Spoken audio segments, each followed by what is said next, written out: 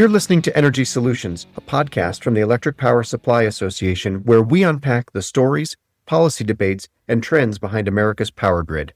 I'm your host, Todd Snitchler, President and CEO of EPSA.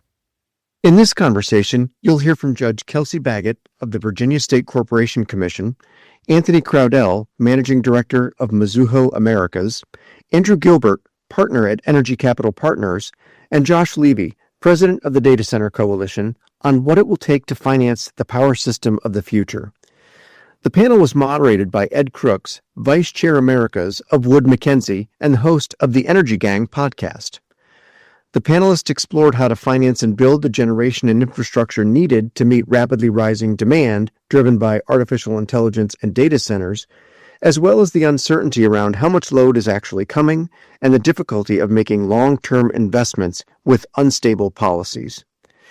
You'll also hear discussion around how risk should be shared, whether current market signals are strong enough to support new generation, and what role large energy users can play in supporting a reliable grid. Here's the discussion. Thanks very much for joining us today. So I'm going to start up with a question I'm going to ask to you, Andrew, because when we talked about it beforehand, you were the only person prepared to offer an answer about the scale of the demand growth that is going to have to be met, and that is going to have to be then met by increased supply that the financial sector is going to need to finance. Number flying around I've seen from quite a few people is 100 gigawatts of extra demand by 2030. That's, I think, our number at Wood Mackenzie is about that. What do you think about that? If you think about that as the increase between sort of roughly where we are now in 2025 and 2030, does that sound about right to you? Is that what we're thinking about? Or is it too high or too low? Well, I think there are good estimates based on ongoing construction that has data center capacity this year of 23 gigawatts or thereabouts. I think that's a pretty fair estimate. I think some of that stuff gets pushed out because of construction-based delays, and so I feel like that's kind of the annual run rate. And it's hard for me to predict it's going to be a lot higher or lower than that over that kind of timeline. And next year is maybe a lot clearer than 29 or 30. And so we heard, I can't remember who it was now, but someone on the panel, I would say, saying that you look at utilities commitments, that's more than 200 gigawatts of extra demand. So that just doesn't seem realistic then. It's not actually going to get to those kind of levels, you think?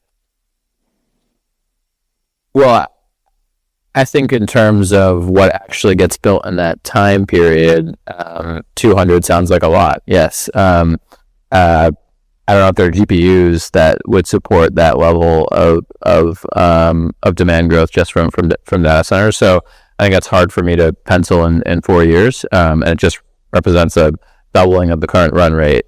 So maybe, but there's so many constraints that would stop that. It's a bit hard to believe. Is there 200 gigawatts of like longer term demand? It certainly feels like it today, but the timeline is really hard. So Anthony, what do you think? Probably to what Andrew says, I think we have a better chance of guessing Snitchell's W2 than forecasting this right. I think in the near term, maybe there's more clarity in a year or two, but as you move further and further out in the curve, it's just really hard to support any number or disprove any number. I mean, I think we're just, kind of in the wild west of forecasting. And when you see, I think American Electric Power this last quarter, just in 3 months from November to January, signed, I think, was it an incremental 26 gigawatts of additional load. That's the size of 2 Con Edison in 3 months. I mean, when you just put into perspective, and then as Andrew was talking, building in all the supply chain issues, I think it's just really hard. So I think the forecasting is just a jump ball right now. It's really hard for someone to disprove any number or really support any number. And we're kind of living, project by project or maybe year by year. So Josh, what do you think then from the industry's perspective, how much extra demand is coming? Well, I would add maybe a little bit of context from the industry perspective. The demand signals are off the charts right now, and they have been for quite a while. About 2/3 of the global population is online now. About 40% of those folks were not online prior to 2018. Our members are very focused on the third of the global population coming online actively right now. Average household has 21 devices connected to the internet, generating data. I will confess to you all, as the father of 2 teenagers, we now have 50 devices in our house connected. That's going to include the vacuums and the blinds and the thermostats and the iPads and the watches and the computers and my new Bosch dishwasher. We are generating data 24/7. We're accessing data. Everybody wants to be able to connect on cars and trains and planes. Everybody wakes up in the morning to make sure they breathed while they slept, and everybody wants to count their steps. We're driving a tremendous amount of demand. McKinsey says it's about $6.7 trillion of investment that will take place by 2030, and that's a number that I think has been relatively stable for the last 6 months, as others have been fluctuating up and down. And clearly, the average household's now using twice as much data as they did only 5 years ago. So as we continue to see innovation, and by the way, AI is very much a driver right now, and it's here today, it's here to stay. But most of the active capacity right now is still cloud, and as you look at projections moving forward, it's cloud services that are going to continue to support everything that we do in our work lives and our personal lives. Right. So from the power industry's perspective then, is it fair to think about this as being a supply-constrained rather than demand-constrained market? In other words, effectively the demand will be whatever supply allows it to be. Otherwise, very interesting. I heard Peter Lake, great discussion, certainly really interesting points he raised. One of the things that really struck me was he talked about pent-up demand. They want to kind of unleash that pent-up demand. Yeah. Is that the way you see it? Yeah, very much so. Goldman Sachs put out a study maybe 4 or 5 months ago indicating, it tracks unmet demand for capacity, and the most recent number was 11 gigawatts of data center demand that is not being met at this point. I think last year was 9 point something. So it's an increasing indicator. It's a concerning indicator. Certainly the demand is there. Certainly we rely on market balancing entities and supply and demand mechanisms to help ensure supply is there. But at this point, it would seem to be tremendous demand, not enough supply, and certainly not quick enough to meet the moment. So, Kelsey, perhaps you could talk a little bit about Virginia. You are famously home to the data center capital of the world, data center alley, Loudoun County, and so on. I'm very familiar to everyone. What are you seeing in terms of demand growth? Sure. So just in Virginia or Dominion, I'll talk about Dominion system. Right now, I think per contract, they have close to 20 gigawatts of new capacity. And if you go into their interconnection queue, it's well above 40. So just in Virginia alone, I think you're seeing a lot. When we're talking about what's real and what's not, and to me, the question when I'm wearing my regulator hat is really the risk tolerance that you have, right? And who bears the risk. And so I think when you think about the incentives, when you have a constrained system on the supply side, right, and there's a lot of pent up demand, the incentive is to ask for as much as you get in line early, right? And say, okay, I'm data center X and this is how much I need. And so start building for me, because you want that new capacity to be available for you and you don't want to get to the front of the line and it not to be there, right? And so you have that incentive on the data center side at the same time that there truly is this demand that we need to build for. And so you're trying to balance those two things. And so I think what we've really been working a lot with Dominion and our utilities is how can we shift some of that risk onto those entities that are asking for that new capacity, right? As opposed to having the other captive ratepayers bear the risks associated with potentially overbuilding for what folks in line say they need. And to be clear then about that, who are the entities that are asking for that? Is that onto power developers or data center developers or data center consumers or all of the above? I mean, what's the, who are the people that are really driving this, who, as you say, ultimately paying for it? Really it's the folks that are in the data center queue, right? But right now in Virginia, that really is cloud-based. It's not as much AI learning or training, but it is changing and it is spreading in Virginia from sort of the Loudoun area and moving south. And so one of the things that our commission is going to be looking at in just a couple months is what a data center interconnection queue looks like for Dominion. Who's in the queue? What do you have to do to get in the queue, right? Are you making representations? Are you backing up those representations? Who goes first in terms of who studied? Is there a way to prioritize the queue so that we're building for folks that are ready to go and are ready to put up the capital to build what we need to build and we feel like are real? And the folks that we feel like maybe there's a little bit more skepticism or unreadiness behind, we can wait to make those investments until later. Because I'll move on in a moment. Just before I do, just a footnote on that issue of the interconnection queue for new large loads. Do you have a process at the moment? Or, I mean, how does it work? Is it first come, first served? Or how do you work through that list of, as you say, a large number of different projects looking for connection? Sure. So my understanding, there is no, unlike folks are familiar with the FERC generator side of things, there is like a tariff and a queue process, and it's all very regulated. Dominion did not have like a published transparent queue system on the load side. But given the amount of interconnection requests that they were getting, they did develop a sort of batch cluster study type queue process that they've been implementing in the last couple years. But one of the things that our commission did was say, you need to put that on paper. It needs to be a transparent, tariff that we can make sure you're studying it in a way that makes sense, that you're planning your system for those loads in a way that makes sense and appropriately balances the risks associated with that new infrastructure build. And it's also a way that we can incent flexibility. So something Peter Lake was talking about earlier, right? If you're willing to be curtailed or you offer some sort of flexibility, the queue is the way, or if you're going to bring some form of generation, that queue allows a way of prioritizing those loads who are able to bring those attributes. And so those are the sorts of things that we're going to be looking at. So, Anthony, I wanted to pick up on something that you were just talking about, which is that uncertainty and the kind of the risk, as Kelsey was just talking about, the risk in terms of where the demand is going to be, how much is actually going to materialize, and so on. We are in a new world. We're in a world that most of us, probably all of us, have not seen in our professional lives, certainly in terms of the pace of demand growth. We're in a new world, if you believe the kind of claims that people are making for AI, in terms of what the human race has ever seen in the past. So, there are sort of some very, very large uncertainties there. In that environment, what does good decision-making on capital allocation look like? How do you decide on investments? What are the rules, the procedures, the thinking, the strategies that you have to make sure you're making the right decisions and, as I say, capital is being allocated sensibly and not wasted?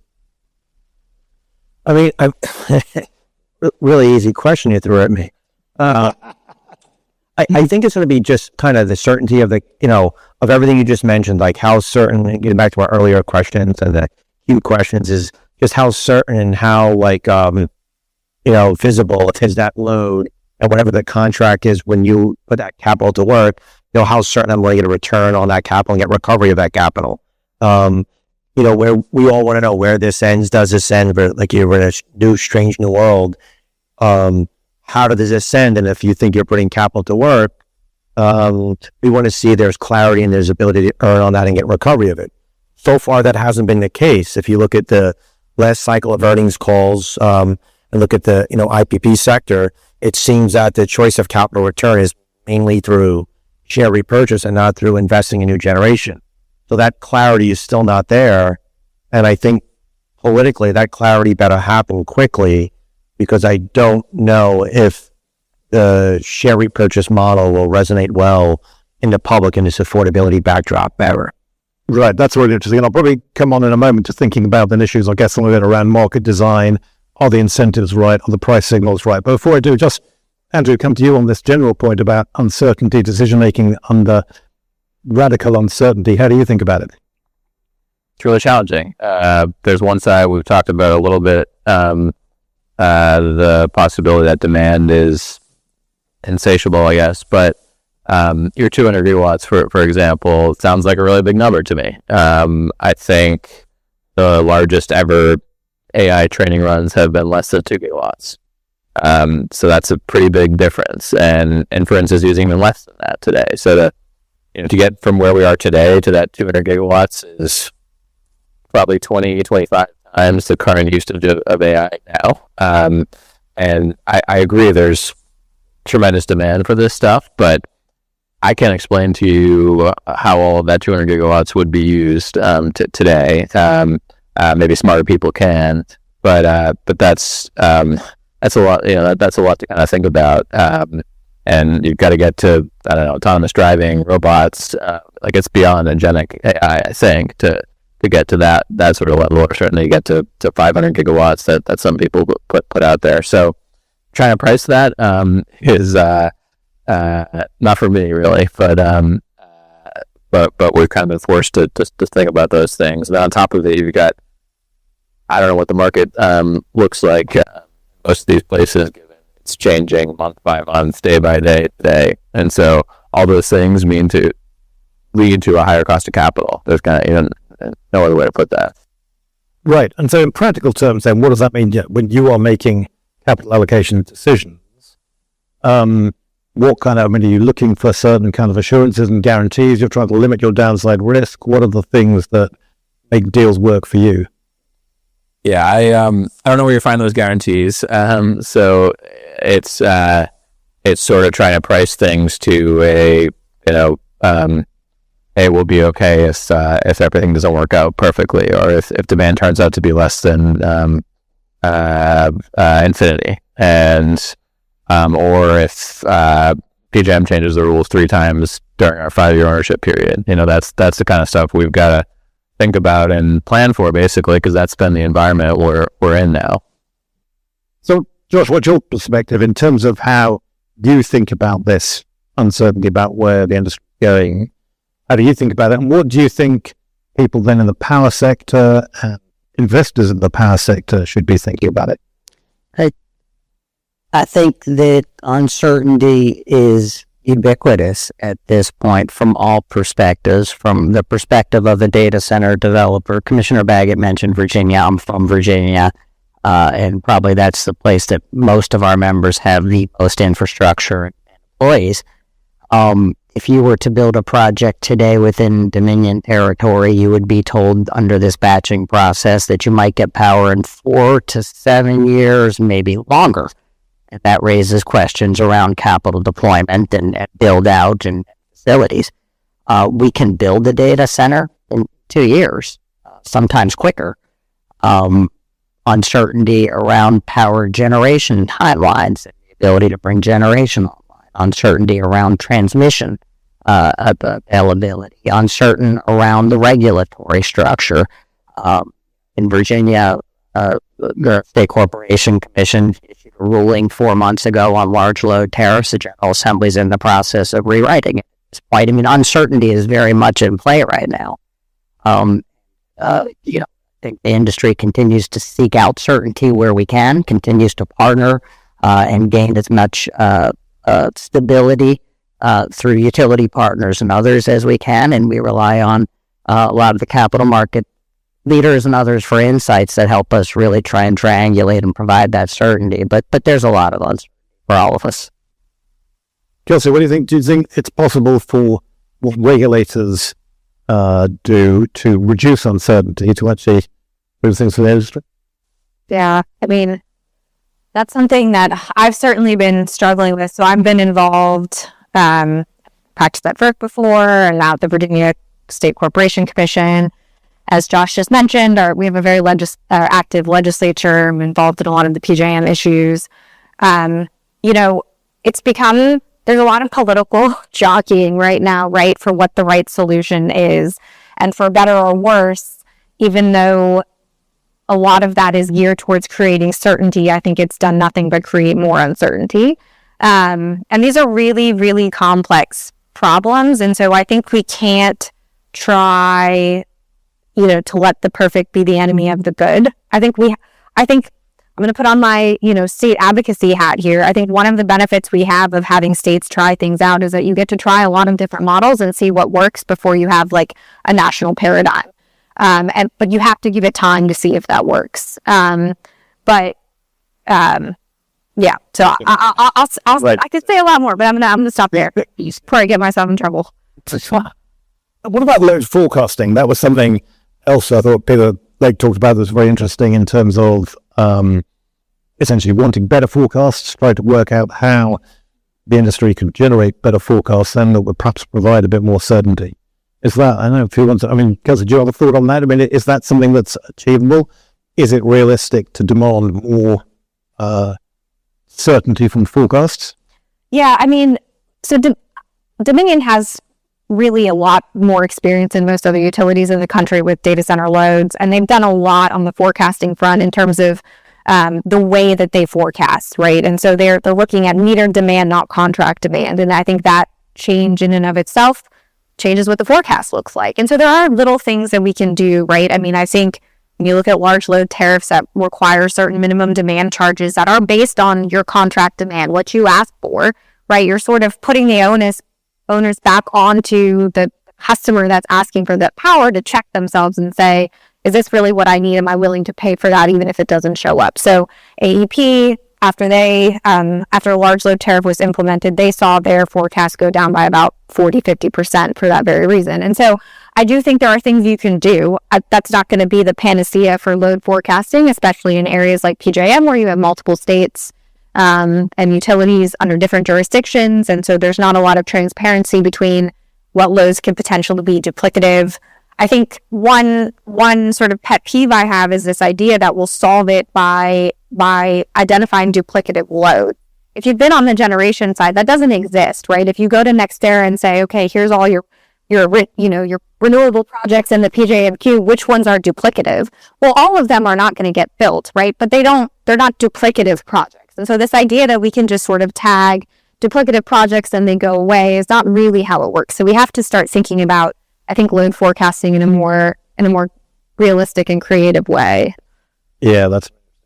Josh, do you have any thoughts on that? Is there anything that the data center industry could do to improve load forecasting? So I think, view forecasting and getting accurate forecasting as a fundamental thing. And we've been talking about this now for several years. When you under forecast, you run into situations that we experienced in Northern Virginia 3 years ago, where there was not enough power, projects were shut down, construction workers were sent home, local tax revenue was not recognized. We had a general pause as the utility tried to figure out the path forward and is still in that process. When you over forecast, you're building stranded assets that nobody wants to see and pay for, particularly given all the concerns around affordability and competitiveness for businesses and affordability for all ratepayers. It is a challenge, and it is in many ways a black box from an end user perspective. We are end users. We're customers of utilities at the end of the day, and we provide the utilities with our forecasts for individual projects, individual regions. They take those forecasts, they bring them up to whoever the grid operator may be. Adjustments may get made by the utility, adjustments may get made by the grid operator. There's no feedback loop to the individuals who are relying on that power in terms of whether they got a haircut or whether, things went through the way they were supposed to. And as a result, we don't have the ability to influence or to right size, right check what comes on the output side from the forecast. There's no feedback loop there. So we have committed, and we continue to work with utilities. We continue to try and triangulate and work with grid operators and have individual companies that are driving a lot of the load growth to help triangulate and provide information that way. But it's not plug and play, and it is a challenge to really help to ensure, again, as an end user, that the forecasts are right sized. And it's made more complex by the fact that there's no standardization. There's no rules even within a particular grid operator's region. The way that a utility in Illinois may do their forecast may be different than a utility in Ohio, may be different than a utility in Virginia. Those will get rolled up to the grid operator, who somehow has to figure out what all those inputs are. So we are, again, at the end of the day, we are not utilities. We recognize that. We're not the grid operators, but we also feel like we have an important role to play in helping to validate. And the only other thing I'll add before I get the hook, we have some tremendous resources out there, including from third parties who collect information regarding the data center industry. You have SP Global, McKinsey, Goldman Sachs, and others that have third-party forecasts that would seem to help as a calibration tool. Wood Mackenzie as well, I should add to your list of some excellent forecasts produced by my colleagues. Yeah, you want to. I just wanted to add one thing really quickly to that. So Virginia is, I think, somewhat unique, right, in that obviously we're still very concerned, us being the SEC, about minimizing risks and cost shifting between our different customer classes.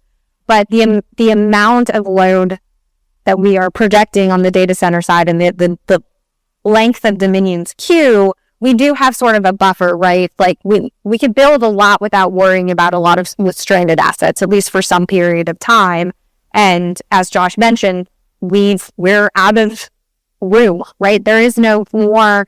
That's why our queue is 6, 7, 8, 9 years long at this point. And so the question that we have to wrestle with is, how do we build? And I think Dominion, as wonderful as a utility as it is, it cannot take on the cost of building all of this new infrastructure on its own, right? We also have to maintain a healthy utility. It can't do that on its own, and so we rely on the PJM market. And so making sure that market is incentivizing new development, new projects is really important to us as well, if data centers want to be able to interconnect into our system in Virginia. And so that's something, getting projects built is something that I think we are struggling with. Even if we had all the resources available in Virginia, we still need the market. Right, and that's a big issue I want to come on to in just a moment. Just before I get off the subject specifically of forecasting, though, I'd be interested to hear from the people who actually work in the financial sector whether they think forecasts are important, whether we had better forecasts that would make a significant difference. I mean, Andrew, what do you think?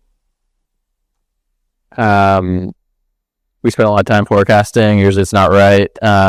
But that's kind of our job is to make wagers on those sorts of things. So, but it's very hard to do. And I think there's been a little bit of lack of realism around what's possible for PJM or others to actually achieve. I agree with what was said earlier about Dominion, that they've got better data, maybe more of a history in it.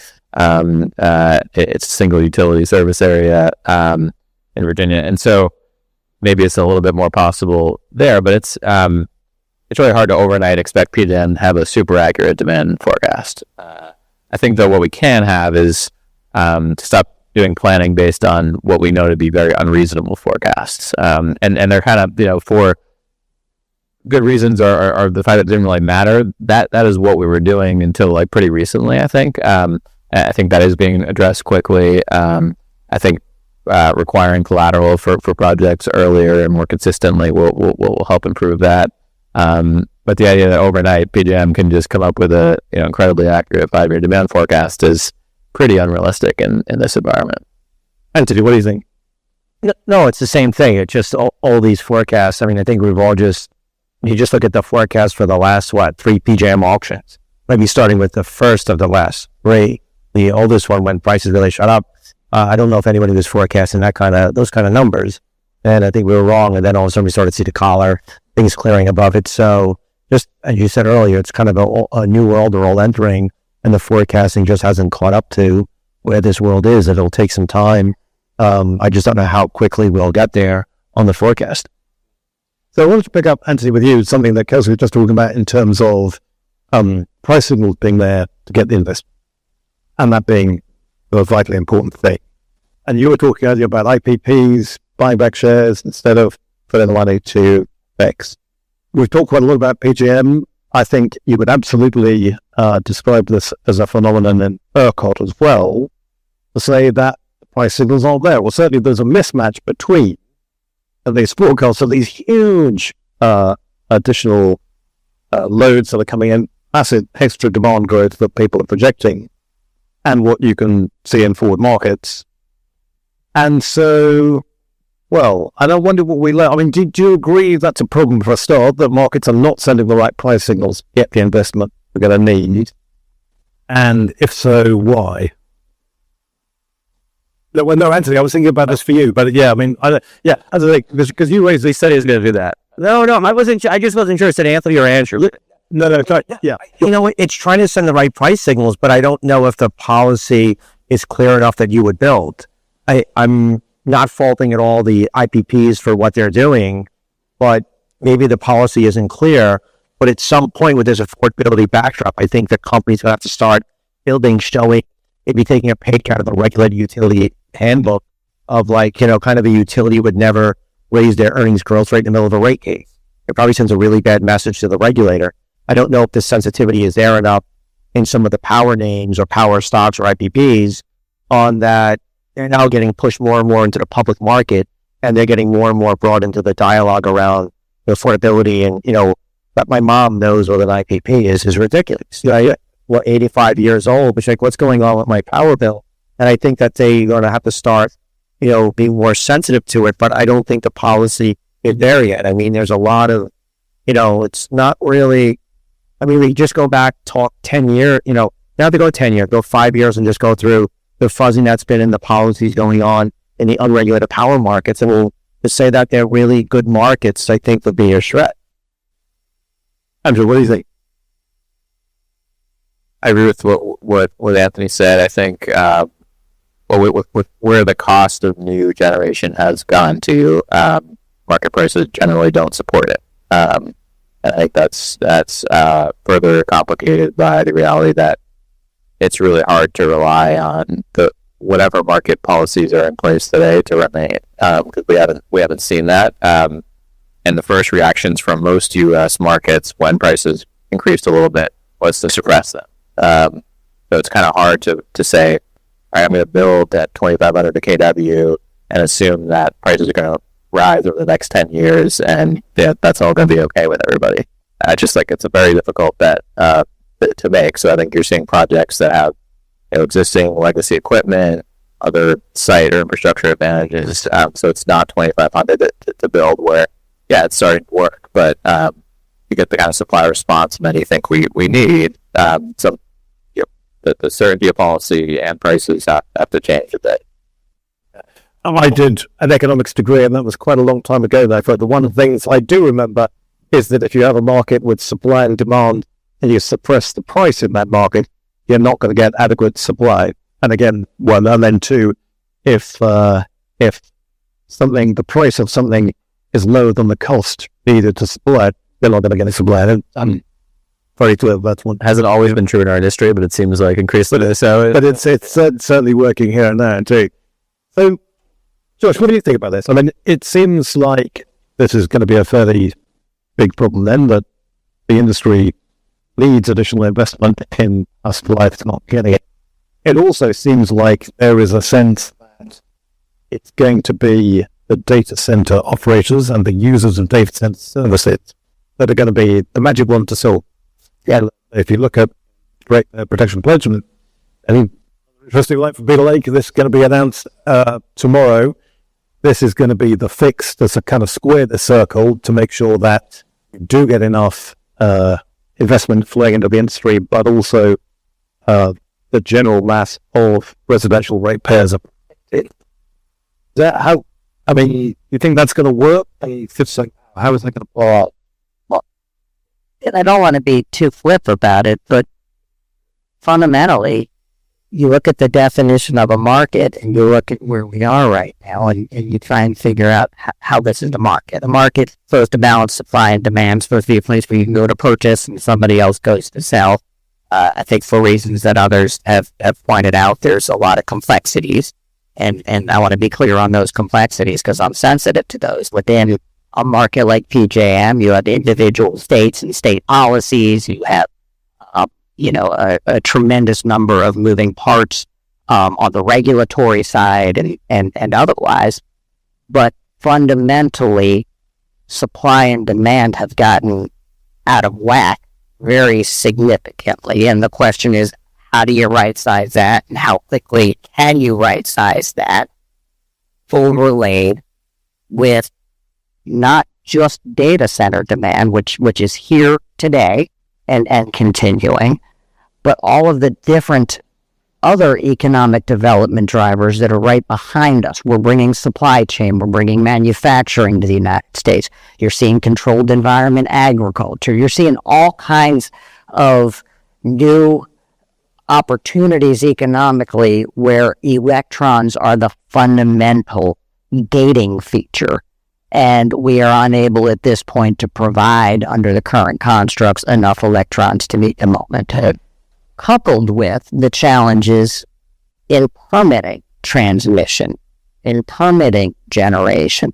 The last statistics I saw, and I know there's folks in this room that can speak much more intelligently to it, 7 to 10 years to permit transmission, 5 years just to permit some forms of generation. There are certain types of generation, depending on the state, that you just can't permit. In some states it's renewable, in other states it's thermal. All of those things jumbled together, and I think create some very significant challenges that the RTOs, that state regulators, that policymakers, utilities, and end users are all trying to lean into and help to address. And I think it's going to be quite a while until we right-size it. And we very much worry about the ramifications. For us, it's an inability to meet demand. It's an inability to enhance economic competitiveness globally. It's a national security risk that we can't deploy. And at the same time, again, we're trying to bring in manufacturing. We're trying to bring in all these other uses that also recognize the need for that kind of power. Okay, so absolutely. Except you asked a separate question. Yeah, well, yeah, no, but also I'm going to put it a different way, which is, what can your industry do to help itself then, in terms of whether it's helping with some of those obstacles in the supply chain, or in interconnection, or in regulatory issues, or in this question of cost allocation and who pays for what? And the answer is, it is all of the above.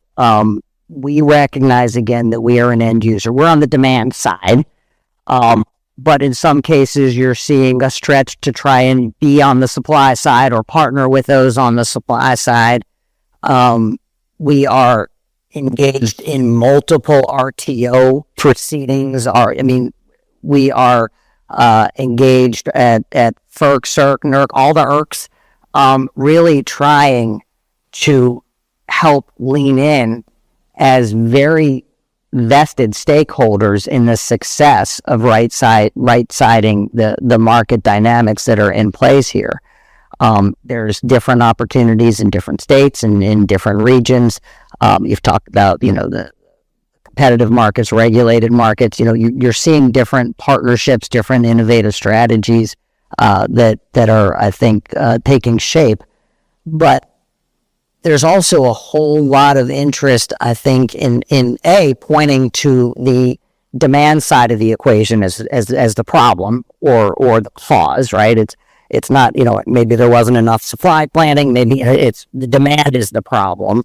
And then the follow-up is, you need to fix it as the customer, as the folks coming in trying to access electrons. And we're here to try and help fix it. But we also recognize we have a role that doesn't include serving as a utility, as an energy provider, as a regulator, as a policymaker. So we're doing our best to inform those that are in those positions, and to work very closely with organizations like EPSA and others to try and help ensure there's productive dialogue and to try and identify solutions where we can all lean in together. So, Kelsey, you could tell us a little bit about how you think about this kind of thing in Virginia. That sort of basic principle in the Rate Protection Pledge, which is the new users, the large loads data centers in particular, are going to be the ones that pay for all this, and there will be no impact, or maybe even a positive impact, for the broad group of residential ratepayers. Is that all something you're trying to work towards? Yeah, I mean, there's a new rate class that's just for data centers, which allows us to allocate costs to them. So there's I think, agree in the principle, it's very hard in execution, right? And so if you, again, think about the fact that Dominion has all of these new data center loads, they are net short in PJM, so they're also relying on the market. Well, if we go back to, market fundamentals and we take off the price collar and the price goes to what it needs to drive incentive, that's a expensive proposition, right? And so traditionally, those costs that come back to Dominion for its market purchases or capacity obligation is going to get sort of socialized among all of its customer classes, right? The electrons aren't tagged for which customer they're going to serve. And so you're seeing the costs of new build being tremendously high and being driven by data centers, but being borne when you have this dynamic by all of the customers. And so how do you make sure that this new, more expensive power is being paid by the customers that are largely driving that need? And you have that same issue on the transmission side, because that also is sort of a socialized asset. And so wrestling with those, how we've normally done things and maybe the way we do it going forward is a difficult issue. And when you say traditionally, has that traditionally been the case just because it's kind of custom and practice? Are you actually compelled by law or by regulatory principles? I mean, you hear talk about non-discrimination between customers, that kind of thing. You hear talk about obligation to supply and so on. Are there actually kind of legal barriers that make it hard to not socialize those costs? Or is it actually something more fundamental, which is just in kind of practical and engineering terms, not really work out what extra cost is being created by what additional demand? Yeah, so on the transmission side, there's no legal barrier. I think, once we get our transmission costs, we can allocate them to the retail customers how we want. Traditionally, we view transmission assets as benefiting everybody on the grid, and so you don't typically direct assign those sorts of things on the load side.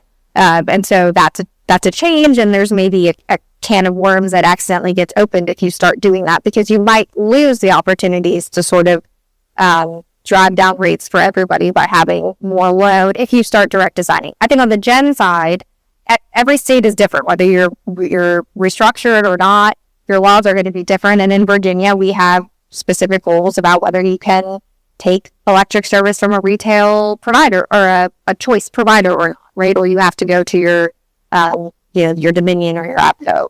And so if you don't have the ability to choose your provider, that makes it harder for a data center to come and say, we're going to bring our own power and we're going to contract with this entity and we've brought it ourselves. And so we're limited sort of in the tools that we have on the bring your own generation side of things. And so, there are going to structural legal impediments that we have to sort of get creative and work around. Right. Just a reminder, I'm going to come back to that question of bring your own power. Just a reminder, we're going to be taking questions. Should have plenty of time for questions. If you want to write them on your cards, and then in a moment we'll come around and collect them. The EPSA staff will be in there all ready to pick those up. So, bring your own power then. There's been quite a lot of discussion about that today, quite a lot of discussion about the different meanings of bring your own power, and are you going to be off-grid completely? You talk about having islanded power. Are you talking about co-location, but having a connection, and the difference of points on the spectrum perhaps between those two things? I mean, maybe, Andrew, bring you in on this in terms of what you're seeing in terms of projects. Is bring your own power becoming increasingly popular? Are the incentives pointing you towards that? Or if so, why? I think that's very much a customer-driven thing, right? So maybe a better question for Josh, but we are seeing more potential customers feel like they have to do that. So I think whether it's simply like political sentiment or other things driving it, we have sensed a shift. Sorry, just jumping. When you talk about political sentiment, I mean, that was interesting. Again, something else I was very struck by this morning, with Elliott saying in the White House that they're fundamentally opposed to the idea of having off-grid generation. They think it's inefficient. They think, as many as much supply as possible should be on the grid, and large load should be on the grid as well. But what is it that might be driving people away from that? Well, so yeah, it feels to me like the policy can sound a little bit inconsistent from some places, right? Because you're saying, hey, you can't use power that's on the grid today, and yet you can't bring it off grid. And so I think these customers are saying, well, you won't let me buy what's there, and so I guess I'm kind of going to do it myself off grid, and that really doesn't benefit anyone. Like, they don't want to do that either. It's more expensive. It's less reliable. The asset owners are going to get worried about being stranded. So that's not a great solution. But of course, it's being used increasingly because of the constraints on basically access to the grid today. And I think that's going to persist unless that is kind of fixed. So Josh, how do you think about that? What's your take on bring your own power? I was just reflecting on all these articles I've been reading recently about data centers in space, and you start to see the appeal as you think through some of the challenges here. Very briefly, just want to go back on something Commissioner Baggett said, because I do think it's important on how you think about large loads and the equities involved in grid infrastructure and so on. And we'll just make very clear the data center industry is committed to paying our full cost for power and paying our own way. In many ways, we rely on the utilities and regulators to help determine what that is. There's no line on the bill that says add your additional costs as you think they show up here. So we rely on those proceedings to help ensure utilizing traditional rate making principles. But we also recognize, and I just want to acknowledge and appreciate the comment, even as you think about transmission, large loads can do and have been bringing down costs for other users in markets across the country, and we're continuing to see a constant cadence of news break. Most recently, it was Indiana, Michigan Electric filing for a decrease that they are doing because the data centers. You got PG&E in California indicating if they can bring on 10 gigawatts, they can reduce rates for everybody by 10%. All of those things are fundamental, and I think do need to be kept in mind as you're regulating and thinking about how best to design large load tariffs and other things to ensure large loads, data centers, and others are paying their own way, but also that they're able to come into these systems and provide positive impacts across the field. In terms of, the barriers, and again, I'm reluctant to retread where Commissioner Baggett identified several of them. You've got to have the regulatory structures. You've got to have the approvals and processes in place. And there's still a lot of uncertainty right now around things like co-location. There's a FERC proceeding trying to determine the rules of the road for co-location. Some of our members have gone either, behind the meter or otherwise and tried to procure nuclear, PPAs with nuclear plants and others. There's still a lack of clarity in terms of how some of those things can occur from a regulatory standpoint across various jurisdictions. But again, I think that speaks to the need to continue to have these discussions, to have the collaboration.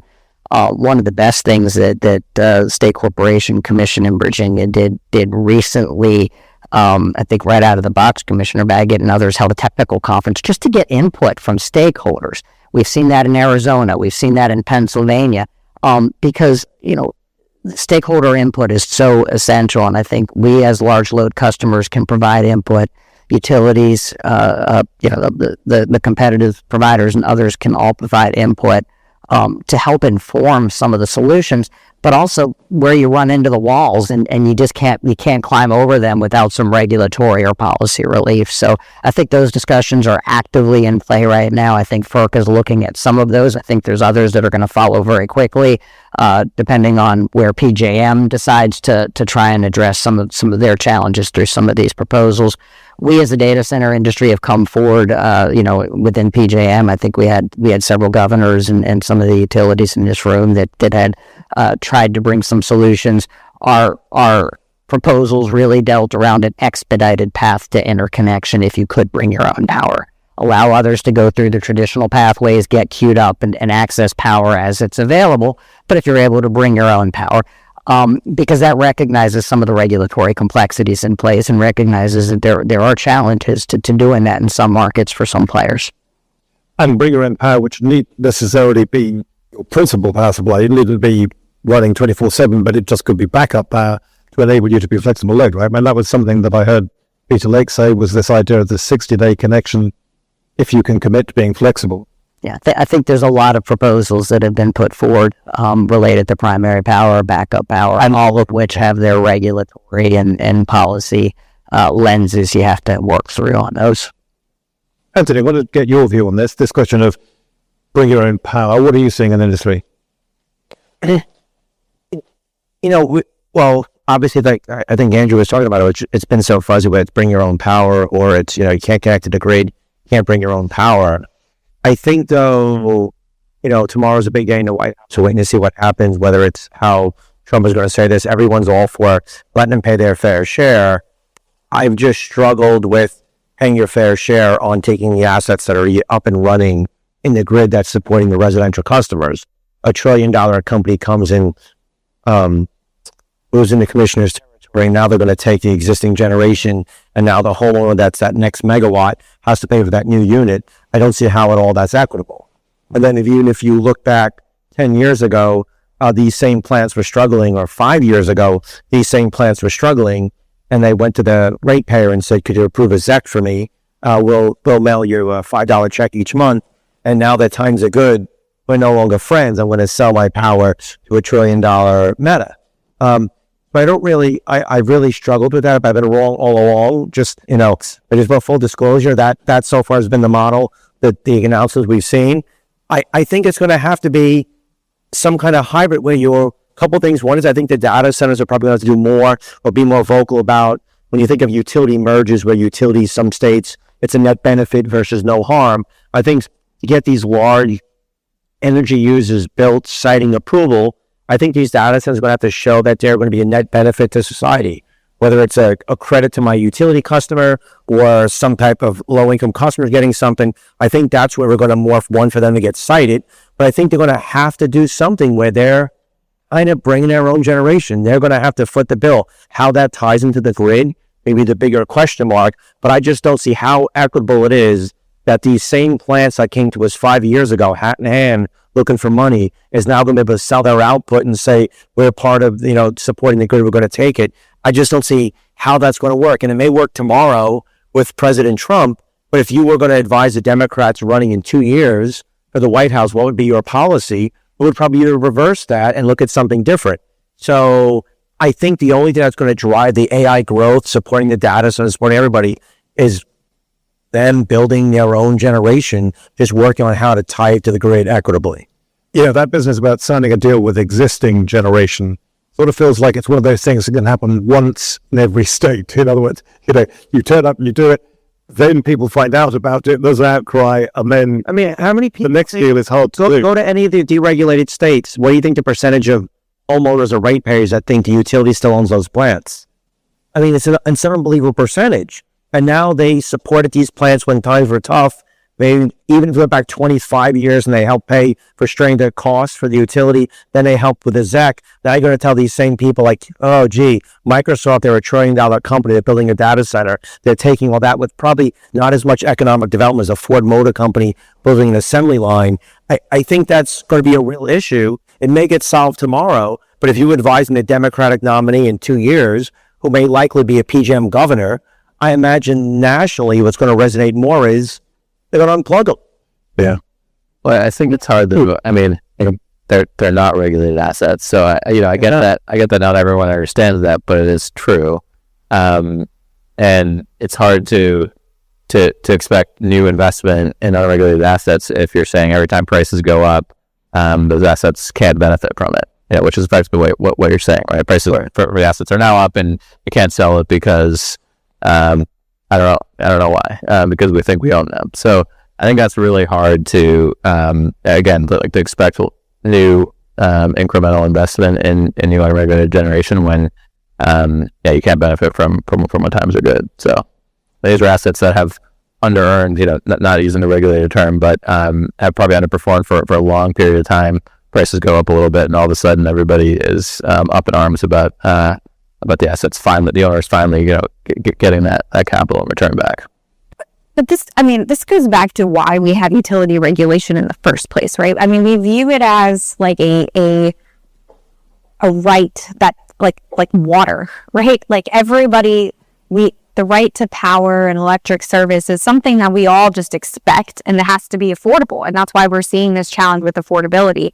And I think we have to recognize that when we're at this moment of scarcity on the power side, and you have this entirely new, they're fundamentally a different type of customer than we've ever seen, even compared to like the large manufacturing customers or the Walmarts of the world, right? I mean, these data centers, the amount of wealth and money and influence and power that they have, when we're in a moment of scarcity, that every residential customers are competing for that power with these entities just seems fundamentally at odds with our whole concept of like utility regulation. And so I think that's the struggle, right? Is like, these are not regulated assets, but at the same time, they're part of this system, which is supposed to be, this fundamental right, and why we have all of these regulatory structures around it. And so,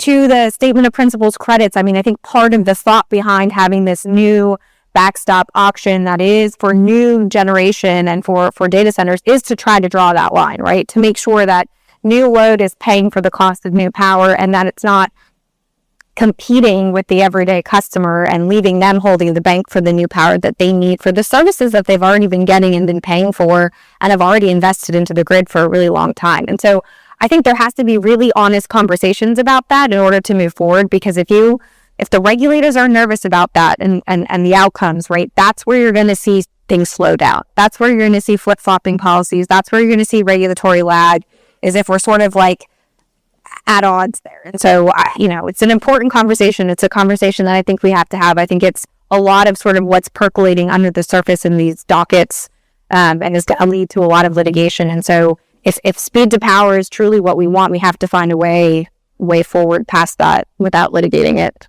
Yeah, no, I think it's a fantastic point. That goes right to what Nick Elliott was saying on the panel this morning about maybe regulated markets are going to be the way forward. Maybe deregulated markets are going to need to become more regulated, which I think is a fascinating question. I want to get all of your views on that later. Before I do, though, let me take some of those questions from the room. Have you got, has the cards been collected or? Oh, fantastic. Thank you. Oh, yeah, we've got plenty. Right. Okay, let's go to... Okay, well, here's a lot of good ones already. Okay, flexibility. We've touched on this, but let's just go to it directly. Is it realistic to look for flexibility from data centers as part of the solution to questions of reliability and affordability, or do they have to be 86, 70 hours a year, 5 nines, they say, operation? You touched on this earlier, but just to clarify exactly what you're saying on this, what is your view on the role of data center flexibility? So, first thing I would say, we have over 40 different data center developers that are members of our organization and several large users. They are not monolithic. Their compute loads, their business models, their geographies, their configurations differ pretty significantly. The workloads that many of our members do are in fact the 5 nines and do in fact require the 5 nines. And we as a society have seen situations where data centers have gone down, where one data center has gone down, and the repercussions around that have been substantial in terms of transportation, commerce. One of our members does 31,000 credit card transactions a second through their data center out in Ashburn, Virginia. 31,000 a second. Busiest day for them, by the way, is not Black Friday, it's Mother's Day. That's when we are planning and designing for continuity of operations, which is always central for us. We have government workloads, we have financial workloads, we have workloads for medical care. We have utility workloads, things that cannot and should not go down. We have members that do stoplight control. It's important to not paint a broad brush. And what we have said and continue to say is there will be members of ours and locations of ours that can offer that flexibility. There are some new data centers being constructed that have that flexibility in mind and are piloting some new technologies to try and become a grid asset in a way maybe that's different than previous. We have companies that are really leaning in, trying to think through how they can best meet the moment here. But any kind of mandate, any kind of expectation that you're just going to unplug the data center industry without repercussions, I think is not only inaccurate, but we've seen many of the pontificators of that over the last couple of years change their minds as they've gone through some of the facilities and actually thought a little more about it. So I think what's exciting is the innovation in this space. What's incredibly inspiring is a number of our members that are leaning in and are trying to find ways to do this. We do have members that are participating in voluntary demand response programs. We have members that are participating under DOE programs to procure battery capacity and do other things to try and become a grid resource. But I would just encourage all of us to not think about this industry as a monolithic one, and to really recognize that there are substantial implications when we talk about simply unplugging a data center from the grid. Who else wants to come in? You're looking. Just really quick, I like the discussion about flexibility. It's been my pet issue lately. I agree. I don't think it works as a mandate, at least in Virginia. That's not how I'm thinking about it. I can't promise that's not how our legislature is thinking about it. But, I think one concern I have, going back to this idea of sort of a top-down solution, is that if we have, a PJM or a FERC defining what flexibility is, that you lose out on a lot of opportunities for that innovation that's happening right now, right? And one of the things that I would like to explore more in Virginia is we have a lot of data centers that are the 5 nines is important. They don't have the ability to ramp up, ramp down, so they're not flexible maybe in the way that you think, but they're potentially willing to make investments in flexibility elsewhere on the system, right? They themselves are not flexible, but they can invest in flexibility elsewhere on the system to sort of meet that flexibility target, right? And so exploring ways that they can sort of be good grid citizens and contributors, and that helps with that sort of relationship with the other customers that they are in the community with, right? If they're giving back in terms of investing in flexibility in the system or other ways. I think that's sort of an unexplored avenue of flexibility that I would like to start looking at in Virginia. That's very interesting. So investing in grid-scale storage maybe, or gas peakers. VPP. Yeah, there's lots of different ways that you could do it if you yourself are not flexible, but you get the benefit of faster interconnection. If you can demonstrate that you bring certain attributes to the system, I think that's a win-win for everybody involved. Yeah, there's certainly some flexible load on the grid that's being underutilized today. It may not be the data centers, but they could pay for it from a customer who is more willing to do that. I think that's maybe some of the lowest hanging fruit that we've got on transmission grids today. And I feel like there's general agreement, but there hasn't been a lot of progress on that particular issue yet. Anthony, your thoughts on flexible loads? I mean, at this time, going back full circle to what we first started with, it's like a new era. Any flexibility you could give, but obviously, like Josh said, when you're processing medical records, Mother's Day gifts, more importantly, who's waiting for the last minute for the Mother's Day gifts? That's a holiday usually goes. It was already this year. Yeah. Most of us still forget that holiday. There's many others, anniversaries or something, but not Mother's Day. Obviously, there's no flexibility there, but obviously, if, a flexible product out there is clearly going to work. And, the whole grid's going to probably have to become more flexible through this period of transition that none of us have ever seen. But it's probably going to have to, the harder thing is going to be who has the, ability to be flexible and who doesn't. So unfortunately, somebody's going to have to make a decision. Mother's Day gifts are inflexible, medical records are. So somebody's making that decision. I think that's going to be the challenging part. It'll be left up to you, I imagine. So I have an easy one. Yeah. Question here. So if you want to come in on Virginia rejoining Reggie and implications there are? Will this influence data center development or affordability generally? I'm going to get myself in trouble if I answer that one. I'm concerned. I mean, good. I respectfully decline to answer that. Right. Absolutely fine. I'm sorry. Yes. Sorry, I asked. No. Sorry, yeah, go on. Were you going to say something about Reggie? I was going to try and jump in to save Commissioner Baggett. Yeah. It is an active political discussion within the legislature now. I think what I would say though is, and we know power rates have gone up. We know there are drivers for why power rates gone up. I don't think those of us that receive our monthly electric bills in many instances have any insight based on those bills or anything publicly accessible in terms of what those drivers are.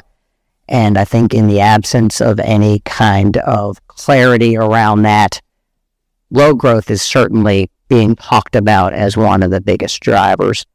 I saw recently a letter from the Virginia State Corporation Commission to a legislator who had asked what's driving the rate increases within Dominion's territory. And it started with 59% since 2018, a 59% increase in bills because of inflation. 59%. Next was, and I think that's what sparked the idea, was just the environmental, policy decisions that legislatures make trying to provide a public good that they believe citizens will want. There are costs associated with that. So when we look at, for example, offshore wind, $13 and change for the average household per month. It's a facility that'll be online soon maybe, but it's a cost. And then RECs and PPAs and other things, I think it's $23 a month or something, in terms of just those efforts to try and provide cleaner energy in a state like Virginia.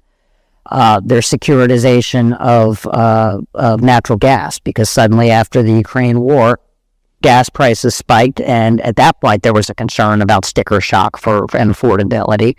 So you securitize, you bond. I think that's $3 on the average residential rate. We learned through that filing that data center distribution financing, data centers pay their distribution, their substations, but it gets paid through the course of their bill payments. There's a financing. That was 80 cents.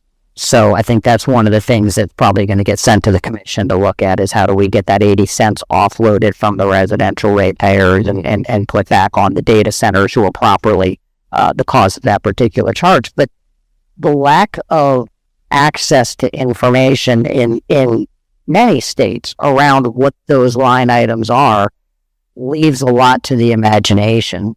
I think we certainly feel the effects of that at this point. As headline after headline says, there's a whole lot more data centers. Bills are certainly a lot higher, therefore correlation, 1-to-1.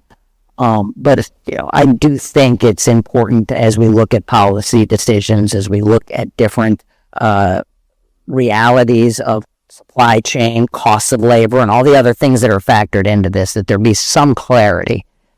So I'm calling for a lot. I just feel like it would really help folks and certainly help us from an understanding standpoint to see what really does compose the line items in an individual bill these days. I didn't know it was 59% inflation. That was a surprise for me. I knew there was inflation. I wouldn't have put it at 59%. Yeah, I'll just echo that.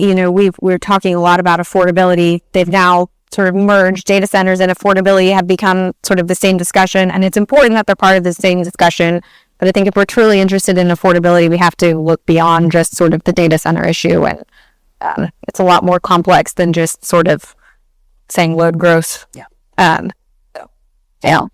So we're nearly out of time. Wanted to end on, I think, a really important question, which is this point Peter Lake raised about the AI race as being a race. He said that America can't afford not to be number one. This is something which is vital national interest on economic grounds, national security grounds, and therefore AI capability needs to be deployed as quickly as possible. That means getting investment in the power sector as quickly as possible, because power, as we've been saying, is the crucial and a limiting factor.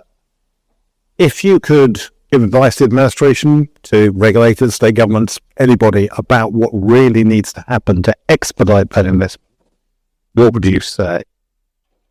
And today, well, Josh, do you want to have a go first? Well, what's the one thing that you think? I was hoping I wouldn't because I'm not sure I caught the full question. Can you repeat? So I was saying, what do you think can be done, in policy terms, to expedite and accelerate investment in the power industry to get the supply on the grid that the data center industry is going to need? I guess I come back to one of your earlier questions just around markets, and I think a functioning market with supply and demand is probably, for those that see, those dynamics as being potentially optimized would certainly be helpful. But at the same time, I just cannot understate the policy and regulatory challenges and the need to ensure, again, we can build a data center in 2 years. It can take upwards of 10 years to get transmission to that facility. That's a asynchronous path that you don't necessarily see in other countries with whom we're competing.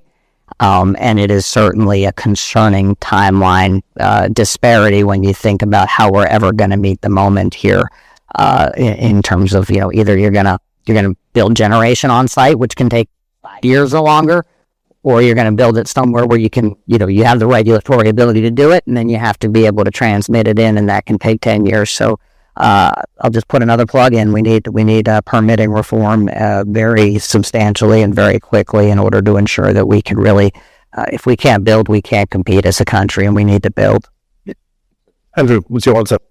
I think that's well put. I think that the permitting and the timeline associated with new development and construction are probably the biggest issue. But it also costs more here. So it takes much longer to build things here, and it costs much more than anywhere else in the developed world. So that's a big problem. There's not an overnight fix for those things, but there certainly are policy adjustments that could be made. Anthony? I think it's same, clearer policy. And if you're a large load and you want to bring your own generation, you jump to the front of the line, and your speed to market is driven by how deep your pockets are.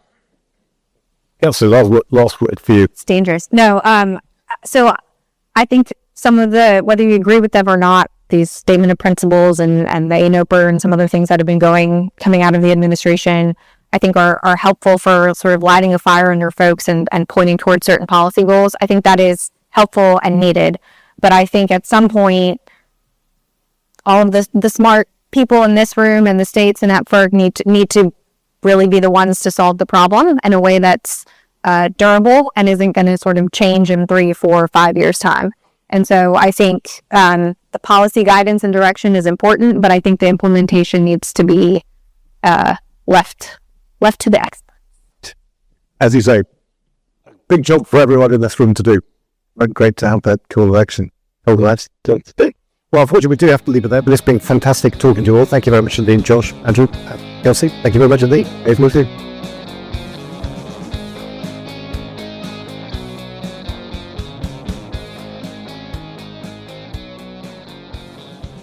That was a panel discussion from the Competitive Power Summit focused on financing and building the power system needed to meet growing demand. As you heard, there's still a gap between the pace of expected demand growth and the systems in place to support new investment, from market signals and cost allocation to permitting timelines and infrastructure build-out. At the same time, the conversation highlights the need for better coordination across the system, including how large energy users like data centers can contribute to grid reliability and help support new investment.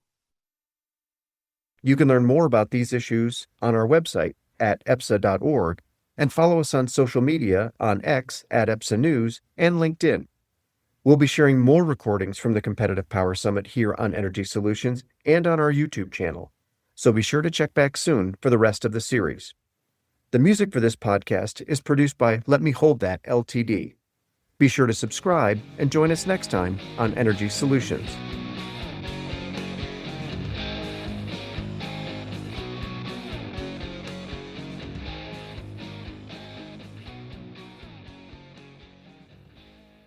Energy Solutions is brought to you by the Electric Power Supply Association. EPSA represents America's competitive power suppliers, bringing about 225,000 megawatts of power generation resources to customers throughout the United States. The music in this episode is written, produced, and performed by Let Me Hold That Ltd. Discover the power of competition at www.epsa.org.